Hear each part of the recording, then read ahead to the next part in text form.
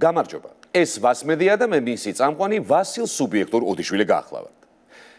ავი შემნახავი ცუდ შემომტანზე უარესიაო გამიგია.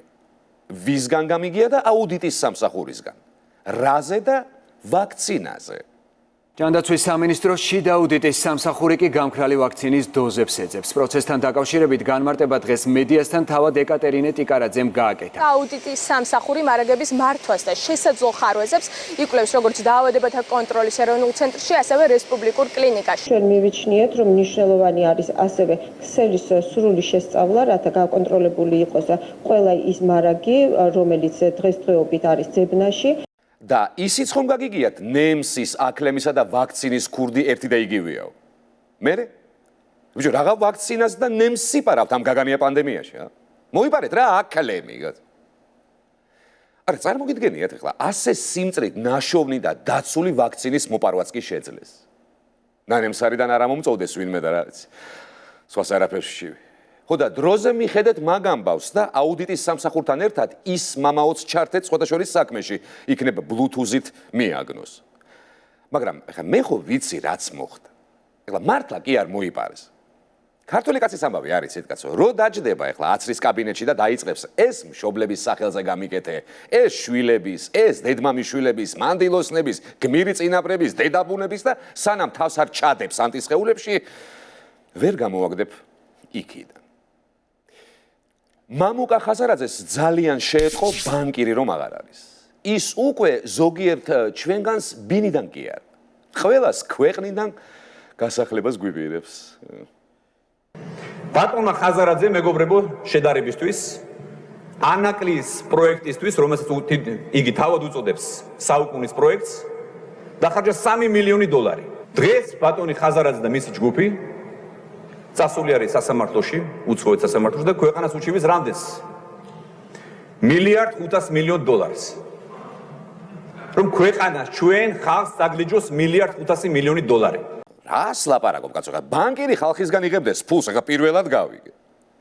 და ისა ბატონო მამუკა, შეიძლება $1.5 მილიარდი ვერ შევაგროვოთ და 10,000 რჩეული ქალვაჟით რომ გადაგიხადოთ.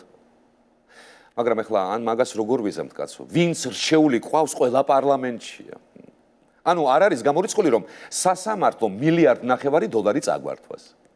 აი მაგიტოა კარგი კლანი რა. თუმცა რას ლაპარაკობ კაცო?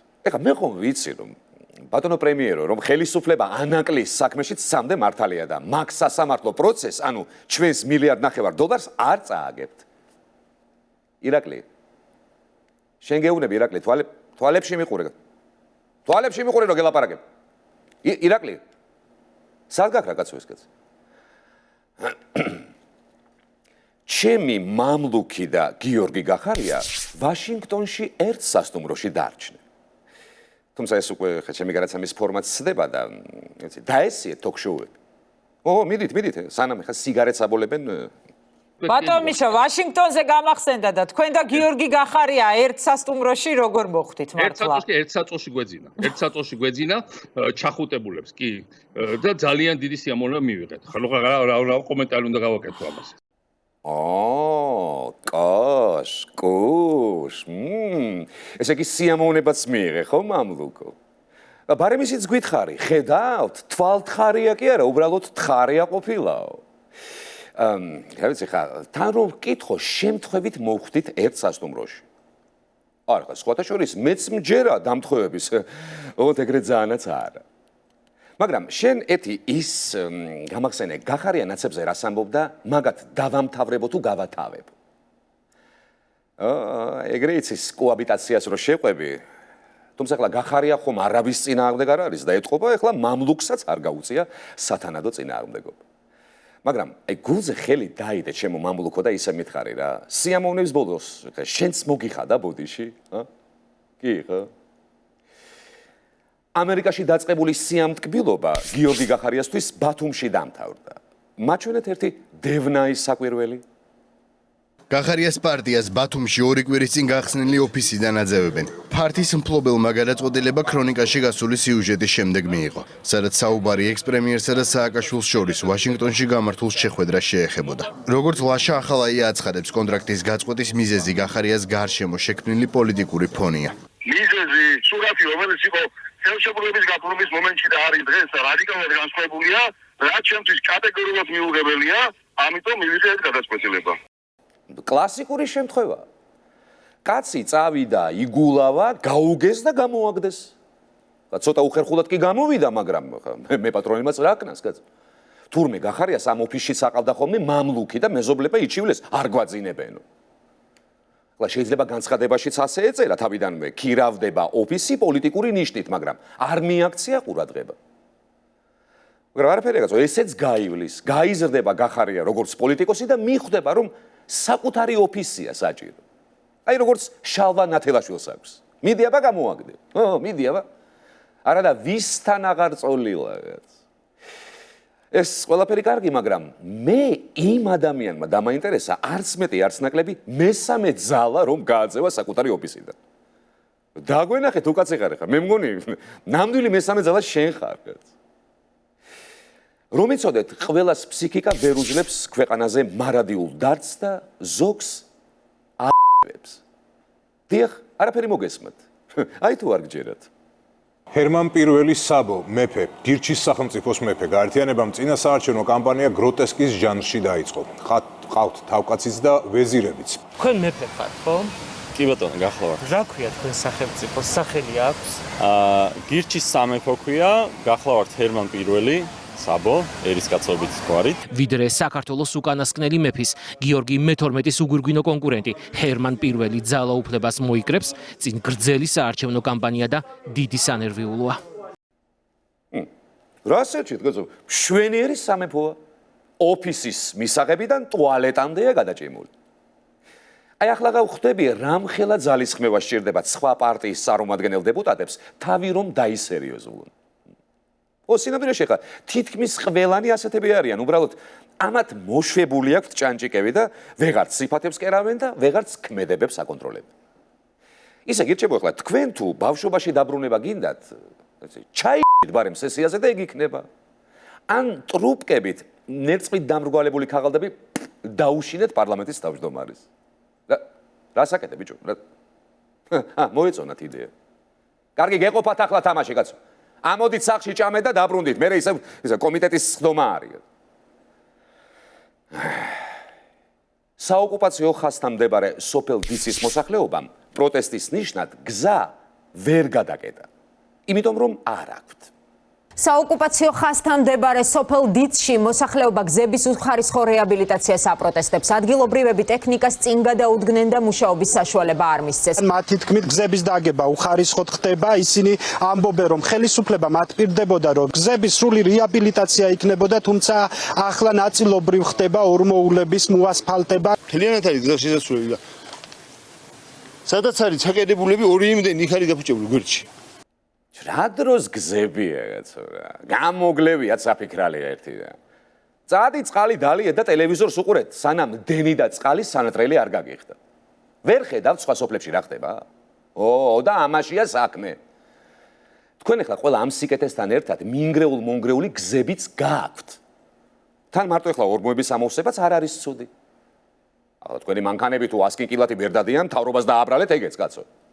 და ზოგადად კი რომ იცოდეთ ახლა თქვენ, სპეციალურად არაკეთებს ამ გზას მთავრობა. რას ქვია რატო? რატომ და ოკუპაციას უშლიან ხელს? ოკუპაცია ახლა იმიტომ ცოცავს, რომ გზა არ ვარგა, თორემ თუ დაუგე, კაი გასისინებული გზა, რომ გაიშხვლიპინებს ზედ ჩავა ქვემო ქართლამდე.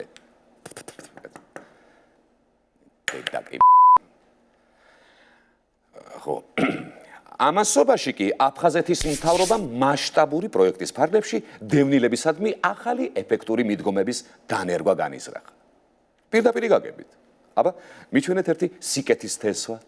გადამღები ჯგუფი ქუთაისში აფხაზეთის ფინანსთა და ეკონომიკის სამინისტროს სათბურების პროექტის სანახავად ჩავიდა, სადაც აფხაზეთის მთავრობის ყოფილი თავმჯდომარის დაპირებით 2000-მდე ადგილობრივი დევნილი უნდა დასაქმებულიყო. ადგილზე ჩასულებს სათბურები დაშლილი, გატანილი და იჯარით გასხვისებული დაგხვდა. ჩვენი ხალხისთვის არავის არ უთქვამს, რომ აი არის ესეთი პროგრამა, თქვენ შეგიძლიათ ეს გააკეთოთ, დასაქმდება ამდენი ადამიანი. დევნილები ცვლილებების მოლოდინში აფხაზეთის მთავრობის მხრიდან ნაბიჯებს კვლავ უშედეგოდელიან. აფხაზეთის მთავრობამ ლამის გადაუხვია თავის სტილს და კინაღამ რაღაც გააკეთა ხალხისთვის. მაგრამ ახლა კიდევ კარგი დროზე მოეკო კონს. ყოჩაღ თქვენ, ყოჩაღ კაცო. დევნილი უნდა განდევნო, აბა რა კაცო, თვითონ სიტყვაც ხომ გეუბნება არა? თან ახლა ეგ სათბურები მართლა რომ აეშენებინათ, მერე სხვა დევნილებსაც გაუჩნდებოდათ პრეტენზია დახმარების მიღებაზე და ტყუილად უნდა გაცვლებოდათ იმედი. სწორედ ამიტომ აფხაზეთის მთავრობამ ჭკუა იხმარა და დროულად ჩაა საქმეში. ახლა კი გიჩვენებთ ვიდეოს, რომელიც ქვემო ქართლშია გადაღებული. კადრებში კი ნათლად ჩანს ნაგავი, რომელიც ბოთლებს ყრის წყალში. ასობით პლასმასის ბოთლი მოქალაქე მდინარე ქციაში მიზანმიმართულად ჩაყარა და ფაქტი მობილური ტელეფონით თანამზრახველს გადააღებინა.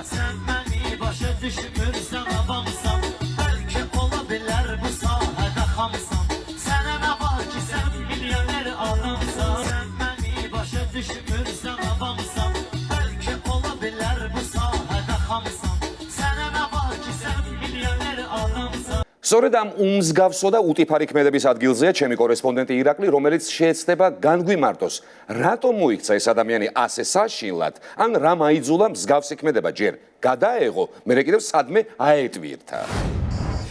გამარჯობა ირაკლი. გამარჯობა ვასკო. რა, ესე ჯერ კიდევ ვერ ვუჯერებ თვალებს. აი, რა იყო ეს? ვინ არის ასეთ შეუგნებელი ეს გამაგებინა? მეც ვერ ვუჯერებ თვალებს ვასიკო რა. და მგონი იცი რა არის? რა?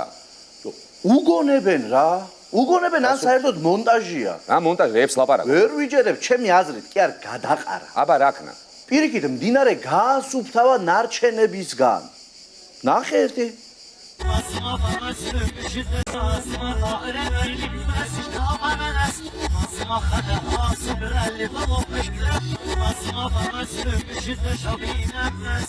ბიჭო, ვის ატყუებს შენ, ვის? ატყუება. აი, სიმღერა რო აქვს ჩართული ეგ რაღაცომ შემოbrunდა ერთი მითხარი რა და აირია. რატომ? რომელი სიმღერა აირია? რა სიმღერა? ჩართეთ ერთი. ეს რა? ხო, აი ეგ.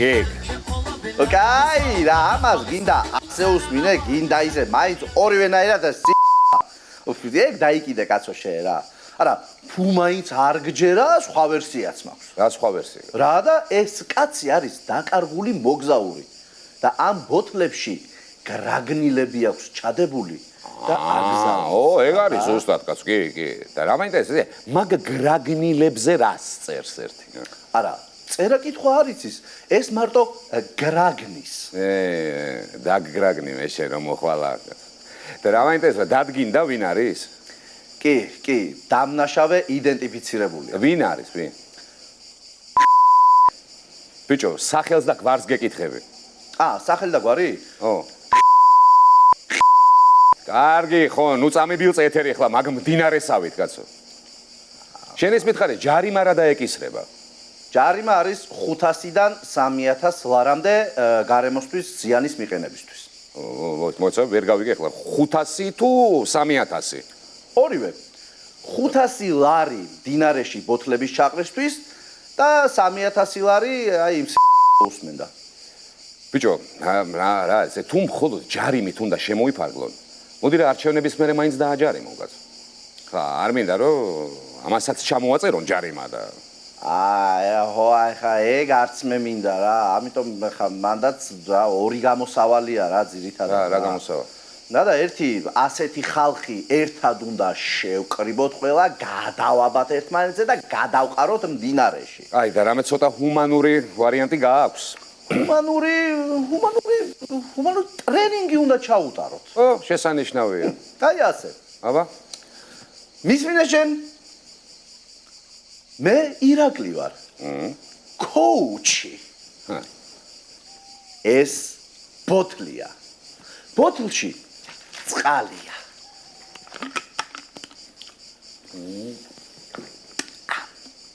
უი, აღარ არის წყალი. ესე იგი, აღარ მჭირდება ეს ბოთლი და უნდა გადავაგდო. ეს ნაგვის ურნაა. ვიღებ 10 უკვე გამოუსადე გარ ბოთლს და ვათავსებ ნაგვის ურნაში. ნახე? არც ქუჩაში, არც მდინარეში, არც სადარბაზოს კარის უკან. არამედ სანაგვე ურნაში. ახლა მაინც გაიგე შეჩემის გადანგრეულო შენა დაგვის ადგილი სად არის? კარგი, ირაკლი, დამშვიდი, საკმარისია, ნამდვილად შემეცნებითი იყო და დროულიც. გამაგიჟე ეს კოუჩი და. კარგი. ბიჭო, ამას უყურე, კიდე მოაყენა ისავისი მარტო. მოიცადე ერთი რაღაცა საქმე მაქვს ამასა. მოდი აქ. მოდი ბიჭო, შენახე. ეს ერთი. ეს მეორე. ეს მესამე. ეს მე ვეღარ უყურებ ამას და ამიტომ დაგემშვიდობებით. აქ ვასმედია. ბიჭო, ეგ 5 ლიტრიანია და ცოტა კარგად მაინც დაუგუჭე, წვალობს ხო ხედავ ისედაც. მაიცა? აჰა, ეს მესამე.